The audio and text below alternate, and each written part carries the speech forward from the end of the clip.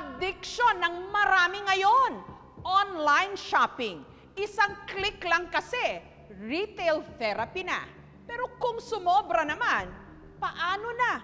Sa dami ng mga nakasalansang abubot sa condo unit ni Angel, mahihiya ang mga boutique shop. Lahat ng mga nakikita ninyo except ito, hindi ko pa nagagamit. Mula sa mga sapatos, itong mga pants, yung mga ibang mga bags dyan. Nakita ko kasi siya na mura, so nag-hoard talaga ako ng napakarami, which is hindi ko naman din magagamit mga power banks yan. Ultimo pang paputi ng ngipin, binibili ko siya. And then since mahilig ako mag-color ng hair, marami din akong ganito na stock.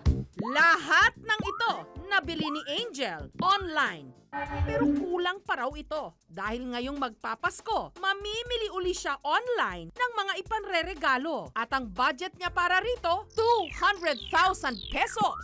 Mas gusto ko kasi mag-purchase na lang talaga online kasi mas convenient siya for me. Lalo na very busy talaga at hectic nung schedule na meron ako.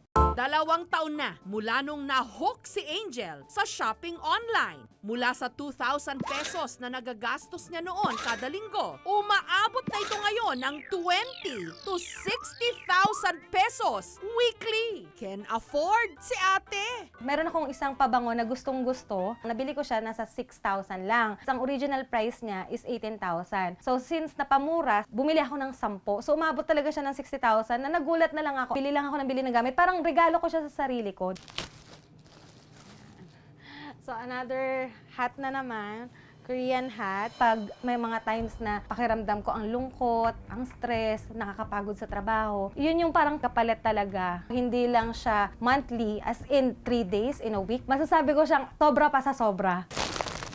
So, ito yung parang pang gym bag. Nawawala talaga ako sa mood. Pag hindi ako nakakapag-online shop, hindi ako nakakatulog sa gabi kasi kailangan ko ma-purchase to. Minsan naman nagigilty ako kapag may bagay akong gustong bilhin sa online at hindi ko siya nabili. Hi guys! So welcome back to my channel. Hilig din ni Angel mag-vlog at dahil kailangang maging maayos sa harap ng camera, malimit siyang mag-add to cart para sa kanyang OOTD o Outfit of the Day. May mga pagkakataon pangaraw na inuuna niya ang pagsha-shopping online kesa kina Judith at Jonah. In short, Judate at Juna, mga bayarin. Sa credit card. So, meron akong due date na kailangan kong isettle. Pero parang inisip ko, sige, pwede naman sa susunod na ako magbabayad. Unahin ko muna to. Sana 110,000 yung kailangan kong bayaran.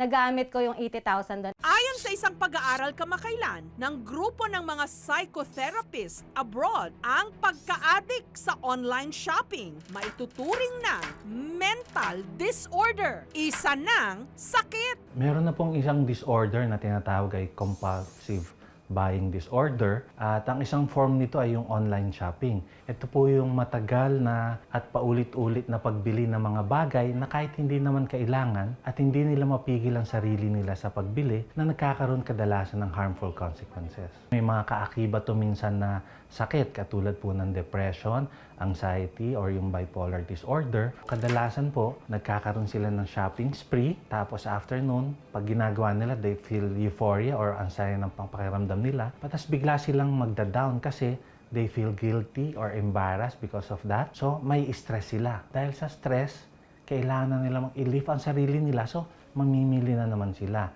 Ang account supervisor na si Cristel, natataranta raw sa tuwing nakakakita ng sale online kahit marami pa siyang stock. Katunayan, ang ilang mga shampoo na kanyang pinamili, nilalanggam lang. Tagal ko na itong binili dahil sobrang dami. Di ko na malayang nilanggam na. Confirmed! Isa siyang hoarder. Nagsimula raw ang lahat nung naging home-based ang kanyang trabaho nito lang Pebrero. Minsan umaabot ng 10,000 or more, up to 15,000 yung nagagastos ko sa isang add to cart lang. Pero ang malimit niyang pag-online shopping, naging mitsa ng madalas nilang pagtatalo ng kanyang live-in partner. Wala na raw kasi sila halos magalawan sa kanilang apartment. Pagod ka sa trabaho, kailangan mo ng peace of mind. Dapat pagpasok mo somehow maaliwalas, Pero dahil sa dami ng nabili, makalat na siya. Ang problema, dahil naging routine ko na siya, yung utak ko ayaw, pero at the end of the day, bibili pa rin ako. Ito kung magtutuloy-tuloy pa to, masisira yung relationship namin. Kaya sa linggong ito, nagdesisyon na silang lumipat sa mas malaking bahay. Hopefully, pag nakalipat na kami dun sa mas malaking bahay, hindi na ako o-order ng hindi ko pa kailangan. Katulad ni na Cristel, malimit din daw pag-awayan ni Charmaine at ng kanyang mister ang kanyang pag-o-online shopping. Binigyan ako ng husband ko ng 50,000 cash. Napabili ako ng running shoes sa online shopping. Nagsunod-sunod na. Hindi ko napapansin na unti-unti na palang nauubos din yung 50,000. Dito tayo sa storage room namin. As you can see, halos lahat ng mga gamit dito, mga nabili ko sa online, pero naitambak na lang. Ang nakakaalarma nito, umabot pa sa punto na pati perang pan-therapy ng kanilang anak na may autism, nagalaw na niya. Nag-message na sa akin yung courier na malapit na daw. Nung tinignan ko na yung wallet ko, saka ko lang nakita na kulang na pala yung pera. Yung perang tinabi ko para sa therapy ng anak ko, nagalaw ko ngayon siya. Kambyo naman ni Charmaine, ang ilan sa mga binili niya online, therapy toys para sa kanilang anak. Sa ngayon, para naman sa baby ko na ulit. Kung ano man yung nire-require ng doktor niya. Natutukso na naman ako pero medyo tinitigilan ko na. Pinag-iisipan ko na talaga.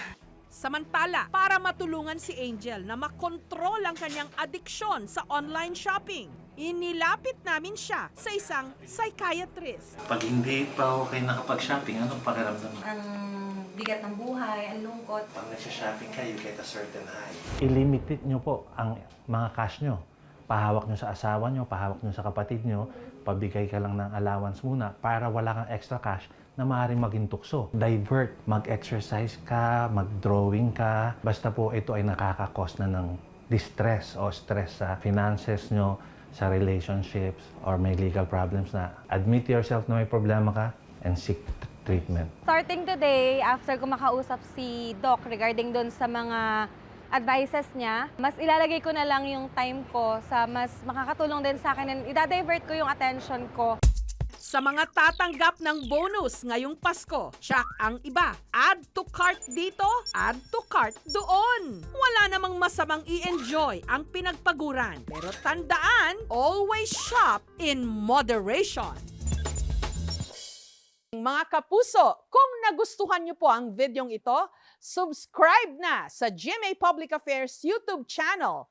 And don't forget to hit the bell button for our latest updates.